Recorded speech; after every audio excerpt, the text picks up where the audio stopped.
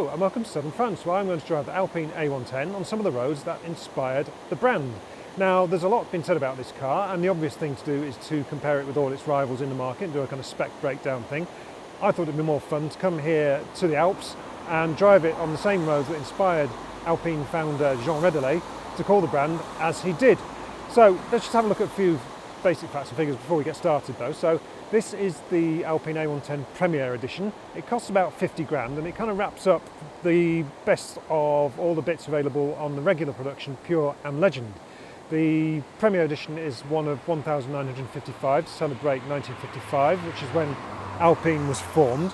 And it's kind of a punchy price, isn't it? Because if you think about it, this car's up against the 718 Cayman S, so it's pricey. It's very light, that's its kind of main selling point. That's kind of honest to Alpine's genes and its kind of philosophy of building lightweight cars, minimalist, less about power, more about handling. And that's quite an important argument in this day and age, I think. And hopefully out here in the Alps, that will be showed to best effect. Enough waffle, let's get on with it and have a drive.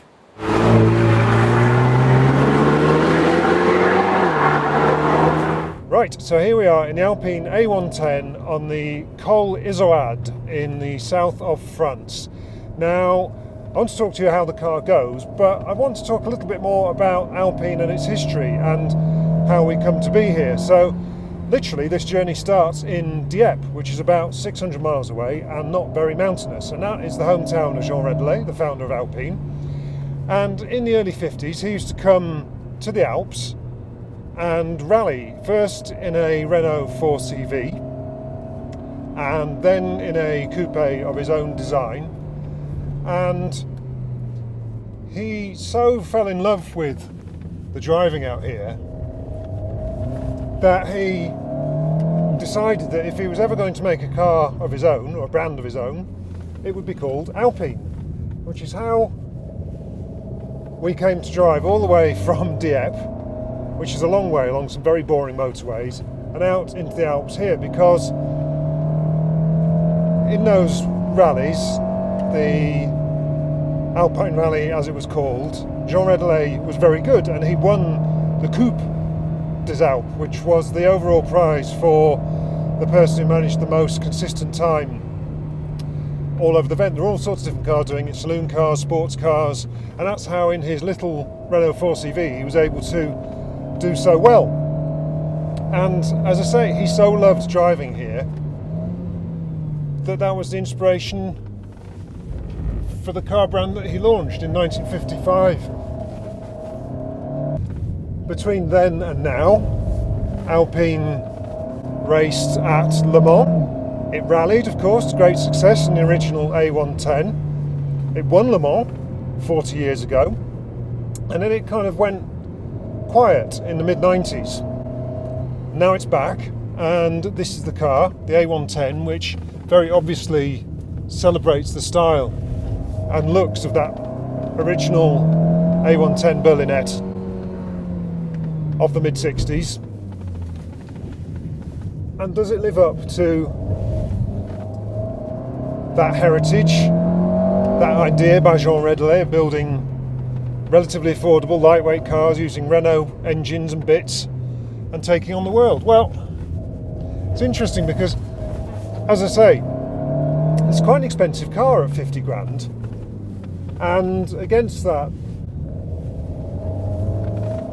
the Alpine is going up against some pretty formidable components. You've got the lightweight and all carbon fibre Alfa Romeo 4C. It's not a perfect car, but it's a sexy looking car and it's got that carbon fibre construction. You've got the Cayman, which is pretty hard to ignore, really. And against that we have the Alpine, which its technical side, it's kind of all aluminium. It uses a 1.8 litre turbo engine. You can only get it with a dual clutch gearbox, which I think is a bit of a shame. It's the way the market's going, we all know that. Although Porsche still offers a manual Cayman, nearly everybody buys PDK. So you can understand why they did it. I think it's a shame because they're really going for the kind of enthusiast driver thing with this car. And I think not having a manual is a real shame. I can understand the business case, the emotional one, not so much, but there we go. Let's set that aside because they ain't going to make a manual, so we just have to live with what we've got. And that is a Megane engine and this dual clutch gearbox. Now,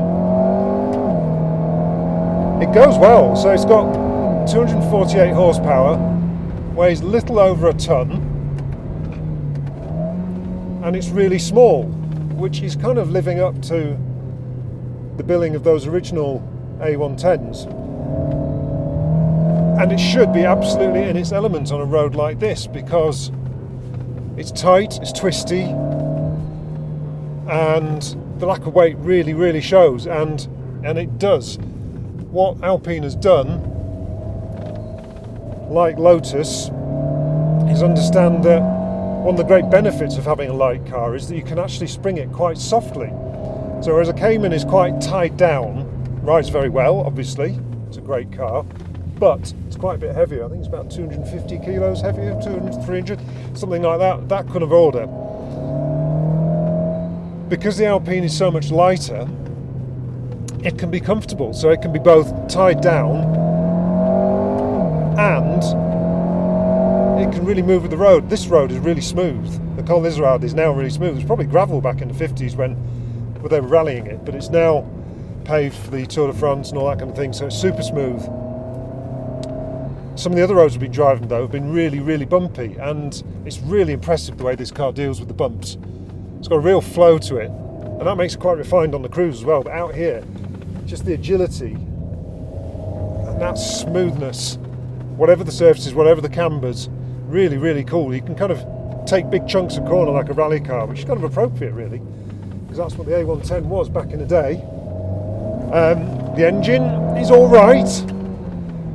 It's got a bit of a harsh noise to it. They've kind of tried to make it sound like the old Weber carbed engines in the original Berlinette, but it's all right in this context. In the sport mode, it sounds a bit more sport. Let's go, give it a bit of beans there. So bangs and pops and all that kind of thing. So it's a bit more assertive then. But when you're cruising around town and stuff, it's got quite a harsh sound to it. Anybody who complains about the Cayman engine, yeah, this is not really a rival. It's more like the 4Cs, and that's pretty disappointing as well. So it's a new school turbo. It doesn't have many revs. That's really disappointing. So you can't rev it out, which is really frustrating.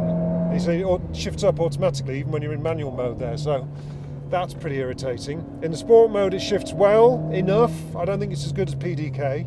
So again, Porsche reigns supreme on that score. So the Cayman's got a better engine and a better gearbox, but the Alpine is so much lighter. And the other thing that's really interesting about this car, which I really like, is that most of the driving I've done today, and I've done a whole load of Alpine passes which are faithful to where Rédélé used to drive himself.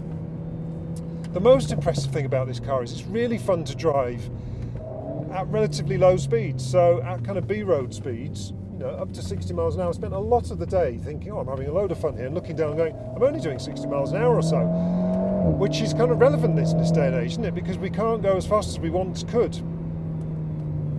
It's neither sensible or legal or ethical perhaps. So maybe sports cars like this, which are less about horsepower, less about top speed, and more about handling and saving weight and things like that, maybe cars like this are now more important. And I think Alpine may have timed its return very well on that score, because I think that argument is going to be one that we're hearing more and more. And on the way down here I was doing 46 to the gallon.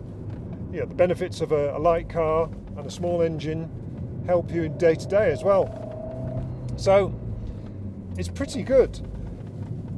I like the steering too. It's got a nice speed to it and weight to it. I'm a little bit, the handling balance, so it's a mid-engine car, it's a little bit softer at the front end than I would like. The steering's a little bit slower than I would ideally like. There's not so much bite at the front end, so you can't play with it as much as you like. It's got loads of grip, loads and loads of grip, even on quite skinny tyres. So you have to be going some to provoke it.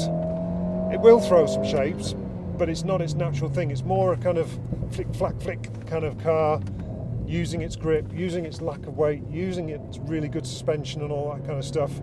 So it's not a showboater's car. It's not kind of, again, Cayman, sorry, but it's not as kind of naturally adjustable or playful as a Cayman. I'd be interested to drive it on track, see what it's like there, but it doesn't feel like it would have that kind of knife edge kind of poise that you get in the Porsche. But as an all-round proposition, it's really impressive. So it's quiet and comfortable on the motorway, it doesn't use much fuel, it's got really nice ride, it's, I think, refined and comfortable enough given that it's such a light car. It's much better than the 4C or a Lotus on that perspective.